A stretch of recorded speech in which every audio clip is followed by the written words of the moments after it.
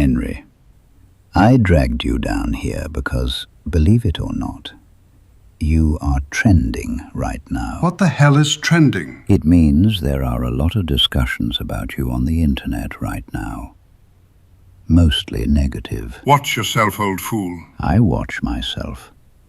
That is why I haven't been married 6 times. Do you make fun of that which you do not know anything about? It is quite possible.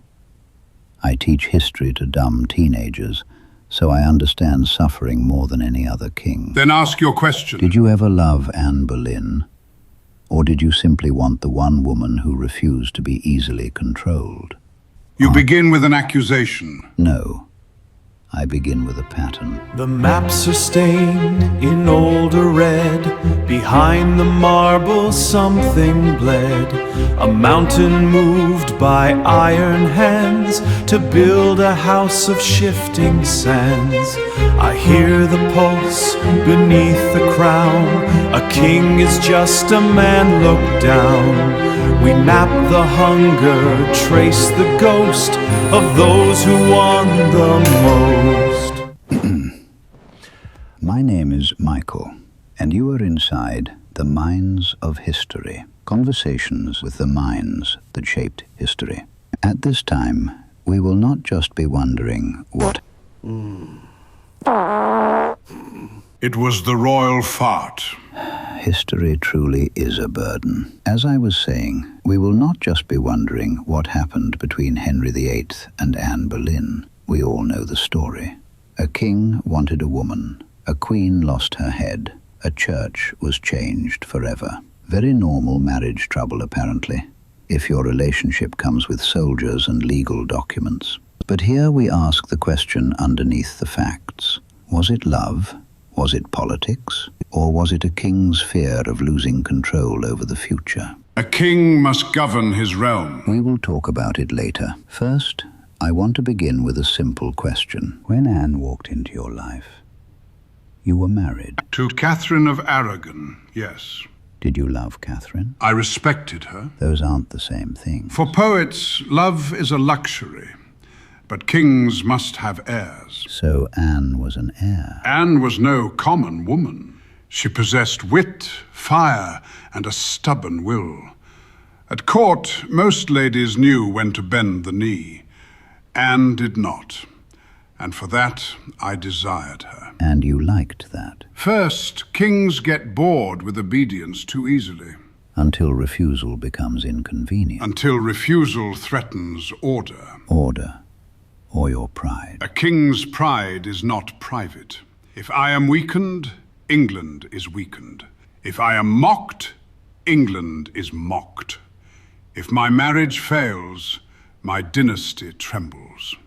You speak as if I could simply want like other men. I could not.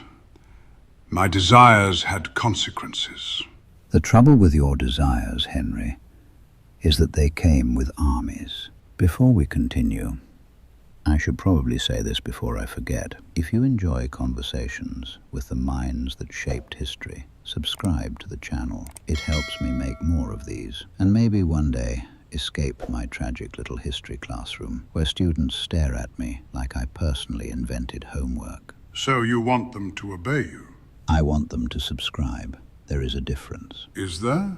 You are asking for loyalty because your future depends on it. That sounds familiar. That's right, Henry. But I am not planning to marry the CEO of YouTube just to change the rules. No, Michael. You simply lack ambition. And that is why you are our guest today. Tell me, why did you need a son so badly? Because England remembered the Civil War. A weak succession invites blood. A daughter invites a challenge. A king must leave certainty behind him. Certainty? Yes. That was your true desire. If that is how you wish to put it. I say it was my duty. A king dies 2 times. Once in his body, once when his line fails. No king wants to be known as the ruler whose legacy ends in chaos. So Anne had to save your legacy. Anne had to save England's future. You keep saying England. Because I am England. That sentence has killed people before. And saved kingdoms. Usually the people killed do not get to vote on that. A king cannot ask for permission from the dead. No, but you did ask for permission from the living, from Rome, from the Pope. Because before Anne could become your future, Catherine had to be removed from your past. My marriage to Catherine was not true in the eyes of God. Sure, whatever you say. It was necessary. That is the word powerful men use when desire needs a respectable coat. So let's talk about the moment your private desire became public law. The Pope said no. Rome had grown arrogant. I'm sure they were. Rome had no right to decide the future of my country. And Anne? Anne was part of that future. So you broke with Rome for England? Yes. And for Anne? For the sake of succession. And for yourself? A king, his succession, and his kingdom are not separate things. You want a clean motive because clean motives comfort small minds. History is not clean, Michael. I did what weaker men only dream of. I changed the rules. To make your desire legal. To make the future possible. Same blade, different handle. Did Anne split in half because you wanted Jane Seymour? Absolutely not. Jane was already close to you. Court gossip. History loves gossip. Sometimes it finds bodies under it. Anne was accused of treason. Coming from a man who started his own church. You suggest I ordered lies? I suggest kings rarely need to say everything out loud. Anne betrayed me, you old fool. Or disappointed you. Disappointment is not treason. No, but around you, disappointment had a strange habit of becoming treason. She failed. There it is. Not betrayed, failed. She gave me no son. So the woman you changed England to marry became useless to you. Do not twist my words. I am not twisting them. I am following them to where they lead. So I ask you again, did you love her? I desired her. Not the same thing. Desire is not small in a king. When I wanted Anne, I saw more than a woman. I saw an answer to Rome, to Catherine, to age, to doubt, to every man who wondered whether the Tudor line would survive. Anne was not merely a woman. She was proof. Proof of what? That my will could still shape the world. That is the most honest thing you have said. I always tell the truth. Yes, you do.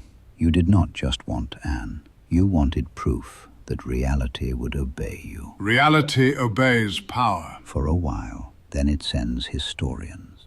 That is what history tells us. The king rejected Rome, declared himself the supreme head of the Church of England, married Anne Boleyn, who bore him his cursed child, Elizabeth.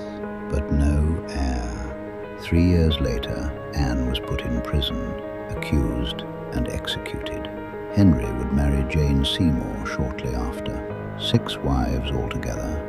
2 would end their lives on the scaffold, and the heir whom Henry did not consider good enough, Elizabeth, would become one of the most powerful rulers of her country. So my bloodline endured. Yes, but not in the shape you demanded. That is the irony. You tried to control the future, and the future answered in a woman's voice. So was it love?